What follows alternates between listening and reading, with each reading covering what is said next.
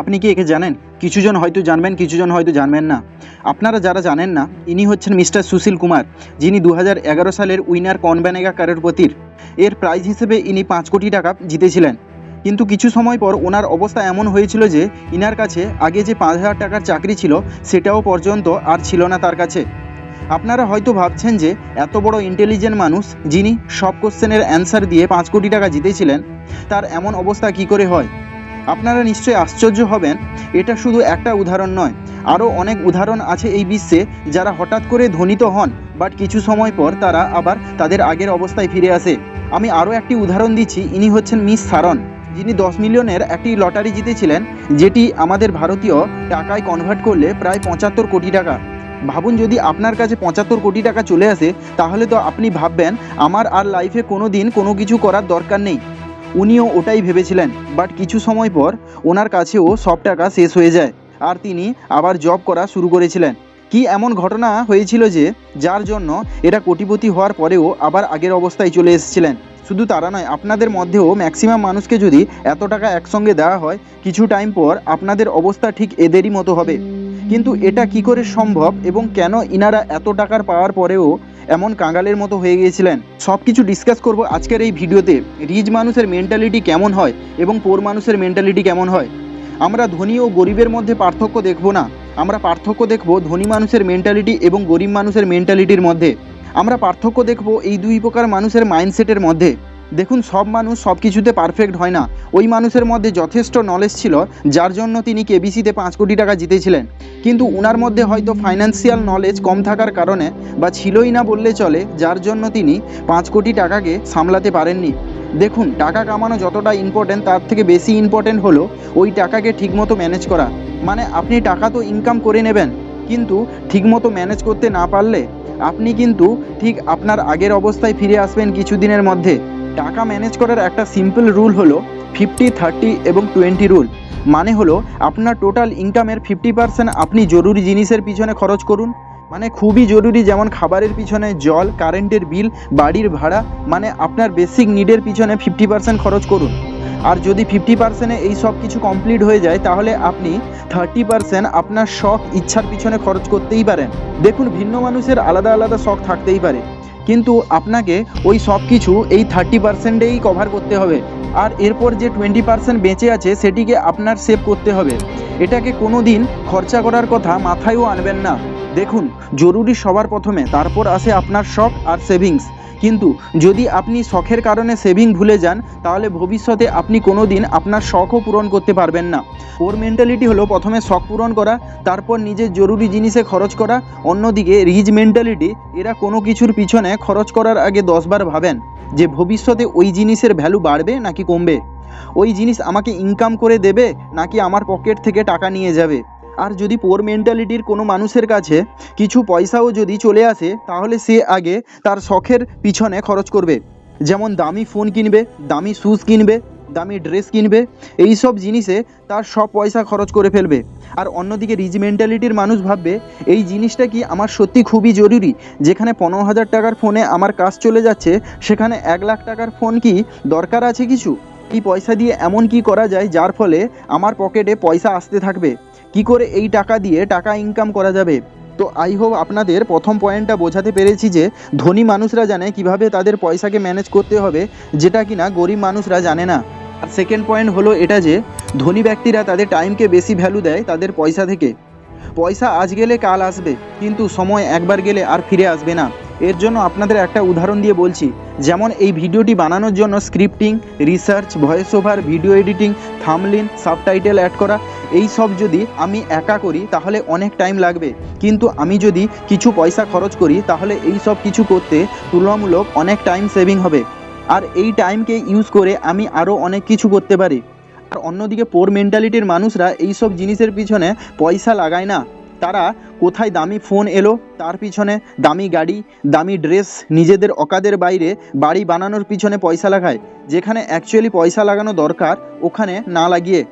এর ফলে কিছু মানুষ দেখায় যে সে ধনী, কিন্তু অন্যদিকে যারা অ্যাকচুয়ালি ধনী তারা কোনো দিন শো অফ করে না যে তারা ধনী। আর অনেক সময় পোর মেন্টালিটির মানুষরা সামান্য কিছু টাকার জন্য নিজেদের মূল্যবান সময়কে এমন সব জায়গায় কাজে লাগান যেখানে অ্যাকচুয়ালি কাজে লাগানোর কথা নয়। আরে যদি কিছু পয়সা লাগছে তো লাগুক না, এর ফলে আপনার অনেক টাইম সেভ হবে। আর এই টাইমকে ইউজ করে আপনি নতুন আরও কিছু স্কিল শিখুন না। কিন্তু না, পোর মেন্টালিটি মানুষের জন্য সময় ছোট কিন্তু পয়সাটা বড়। পয়েন্ট হলো, ধনী মানুষদের কাছে অনেক পেশেন্স থাকে, যেটা গরিব মানুষের কাছে থাকে না। এখন ধনী হওয়া খুবই সহজ, কিন্তু খুব তাড়াতাড়ি ধনী হওয়া খুবই কঠিন।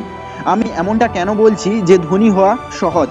দেখুন, ধনী হওয়ার একটা সিম্পল ফর্মুলা আছে, যেটা আপনি হয়তো আজ পর্যন্ত কোনো দিন শোনেননি।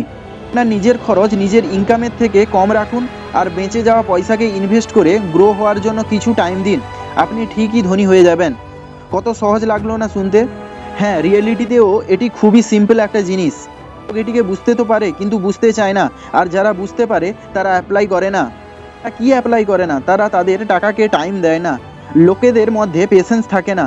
যদি ওয়ারেন বাফেটের কথা বলি, তাহলে ইনভেস্টমেন্ট হলো তার একটি অন্যতম বড় স্কিল, কিন্তু তার ক্ষেত্রে স্কিলের নয়, টাইমের একটি গুরুত্বপূর্ণ অবদান আছে। স্টক মার্কেট অনেকের লাইফ চেঞ্জ করে দিয়েছে, আর তার মধ্যে সবচেয়ে বড় এবং প্রথম নাম আসে ওয়ারেন বাফেটের। আজ ইনার টোটাল নেটওয়ার্থ হলো $147 বিলিয়ন। কিন্তু আপনি জেনে অবাক হবেন যে ইনি ইনার 99.5% ওয়েলথ নিজের 60 বছর বয়সের পরে জেনারেট করেছেন। কেন কি না, তিনি নিজের মধ্যে পেশেন্স রেখেছিলেন এবং পরে কম্পাউন্ডিং ইনার সাথ দিয়েছে। আর আমরা যদি আমাদের টাকাকে কম্পাউন্ডিং করতে চাই, তাহলে সবথেকে সহজ রাস্তা হলো ইনভেস্টিং। এখানে আমরা ওয়ার্ল্ডের বড় বড় স্টেবল কোম্পানিতে নিজেদের টাকা ইনভেস্ট করে গ্রো করতে পারি। এর জন্য বেশি টাকাও লাগে না, আপনি 100 টাকা থেকেও শুরু করতে পারেন। আপনি বিভিন্ন মিউচুয়াল ফান্ডেও মান্থলি এসআইপির মাধ্যমেও টাকা ফেলতে পারেন, যেখানে আপনার পয়সা কিছুদিন পর কম্পাউন্ডিংয়ের মাধ্যমে গ্রো হতে থাকবে। যেমন আপনি যদি মাসে 5,000 টাকা করে ইনভেস্ট করেন, যদি সেটি 12% হারে কম্পাউন্ডিং হয়, তাহলে প্রায় 25.5 বছর পর আপনি কোটিপতি হতে পারবেন। এবার 4 নম্বর পয়েন্ট, রিচ মেন্টালিটির যেসব মানুষ আছেন তারা প্রথমে টাকাকে সেভ করেন, তারপর খরচ করেন। কিন্তু গরিব মেন্টালিটির মানুষরা প্রথম খরচ করেন এবং তারপর সেভিংয়ের কথা মাথায় আসে, এবং ততক্ষণে তাদের পকেট পুরো ফাঁকা হয়ে যায়। আপনার ইনকাম যতই 50,000 পার মান্থ হোক না কেন, আপনি ততক্ষণ ধনী হতে পারবেন না যতক্ষণ আপনার খরচ আপনার ইনকামের থেকে কম হবে না। আপনার ইনকাম 50,000 পার মান্থ, কিন্তু 40 থেকে 45,000 আপনার খরচ হয়ে যায়, তাহলে আপনি ধনী হতে পারবেন না। আমি আপনাদেরকে আমার একটা বন্ধুর কথা বলছি, যে কিনা লাস্ট 5 বছরে 30 লক্ষ টাকারও বেশি ইনকাম করেছে, কিন্তু ওর কাছে এখন খুব বড় জোর 3 থেকে 4 লক্ষ টাকা পড়ে রয়েছে। কারণটা হলো সে টাকা সেভিং করেনি, টাকাকে ঠিকমতো ম্যানেজ করেনি, নিজের খরচ কম করেনি। আর এর রেজাল্টটা কী পেলো? পুরো টাকা কোথায় চলে গেল কোনো হিসাব নেই। টাকা এসেছে, কিন্তু এত খরচ করেছে যে সেভিংয়ের জন্য আর টাকা নেই। এবার আমি যদি আমার নিজের কথা বলি, তাহলে লাস্ট 2 বছরে আমি যা ইনকাম করেছি তার 50% আমি সেভিং করে রেখেছি, 10% নিজের জরুরি খরচে খরচ করেছি এবং 30% মা বাবাকে দিয়েছি, আর বাকি 10% আমি আমার নিজের পিছনে খরচ করেছি, নিজেকে আপগ্রেড করার জন্য, নতুন স্কিল শেখার পিছনে খরচ করেছি। আর ভবিষ্যতেও আমি আমার ইনকামকে নিজের নিড পূরণ করার জন্য, নতুন অ্যাসেট গড়ার জন্য, ইনভেস্টমেন্ট করার জন্য সেভিংয়ের পিছনে লাগাবো। আর এই সব কিছু করার পরেও যদি আমি নিজের খরচার কথা বলি, তাহলে মাসে মাত্র 5,000 টাকারও কম আমি নিজের জন্য খরচ করি। এখনও পর্যন্ত আমি আমার কোনো শখ পূরণ করিনি, কারণ আমাকে আগে টাকাকে ম্যানেজ করা শিখতে হবে, অ্যাসেট কী করে বানাতে হয় সেটা শিখতে হবে। আর এই সব কিছু করার পর আমি আমার নিজের শখ পূরণ করব, কারণ সেভিং নয় তো কোনো শখ নয়, সেভিং আমার ফার্স্ট প্রায়োরিটিতে আসে। এই জন্য আপনিও সর্বপ্রথম টাকা সঞ্চয় করুন এবং তারপর খরচ করুন। এবার লাস্ট এবং ফাইনাল পয়েন্ট হলো চিন্তাধারা। ধনী ব্যক্তিদের গ্রোথ চিন্তাধারা থাকে, তারা সব সময় বড় ভাবে। আর অন্যদিকে পোর মেন্টালিটির মানুষদের চিন্তাধারা খুবই ক্ষুদ্র, ওরা সবসময় ছোট ভাবে এবং ছোট করে। আর এট দ্য এন্ড ওরা ছোট এলাকার মধ্যেই সীমিত হয়ে যায়। সারা জীবন এভাবে কাটানোর পরও কিছুজন একসঙ্গে বসবে এবং আলোচনা করবে যে সবই কপালের খেলা, কপালে যা লেখা আছে সেটা হবে।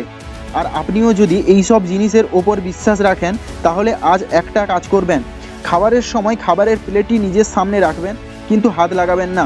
যদি ওই খাবারটি আপনার কপালে থাকে, তাহলে নিজে থেকে খাবারটি হেঁটে আপনার মুখে চলে আসবে। আপনি বুঝতে পারবেন যে জীবনের মধ্যে কতটা হাত হলো কপালের আর কতটা পরিশ্রমের। দেখুন, কপাল ওদেরই সাথ দেয় যারা কপালের ভরসায় নয়, নিজেদের পরিশ্রমে বিশ্বাস রাখে। তাহলে আসুন সব পয়েন্টগুলোকে একসাথে দেখাই। তো ফার্স্ট পয়েন্টে ছিল ধনী ব্যক্তিরা কিভাবে তাদের টাকা ম্যানেজ করে, যেটা গরিব ব্যক্তিরা জানে না, যার ফলে কিছু মানুষ কিছুদিনের মধ্যে ধনী হয়ে গেলেও আবার আগের অবস্থায় ফিরে আসে। সেকেন্ড পয়েন্টে আমরা আলোচনা করেছিলাম রিচ মেন্টালিটির মানুষরা তাদের টাইমকে বেশি ভ্যালু দেয় নিজেদের টাকার তুলনায়। থার্ড পয়েন্টে বলেছিলাম যে ধনী মানুষদের মধ্যে পেশেন্স অনেক বেশি থাকে, কিন্তু গরিব মানুষদের মধ্যে একটুও থাকে না। ফোর্থ পয়েন্টে আমরা বলেছিলাম যে ধনী ব্যক্তিরা প্রথমে টাকা সঞ্চয় করে তারপর খরচ করে, কিন্তু গরিব মানুষরা প্রথমে খরচ করেন এবং তারপর কিছুই বেঁচে থাকে না। আর ফাইনালি লাস্ট পয়েন্ট আমরা আলোচনা করেছিলাম যে ধনী এবং গরিব মানুষদের মধ্যে সবথেকে বড় পার্থক্য হলো চিন্তা ভাবনার। আবারও বলছি, কপাল তাদেরই সাথ দেয় যারা কপালের ভরসায় নয় নিজেদের পরিশ্রমে বিশ্বাস রাখেন। তাহলে আশা করছি আপনাদের ভিডিওটি ভালো লাগবে। যদি ভালো লেগে থাকে তাহলে ভিডিওটিকে লাইক করুন, আর এই রকম আরও ভিডিও দেখার জন্য চ্যানেলটিকে সাবস্ক্রাইব করে বেল আইকনটি প্রেস করুন। আবার দেখা হবে নেক্সট ভিডিওতে। ততক্ষণের জন্য জয় হিন্দ, জয় ভারত।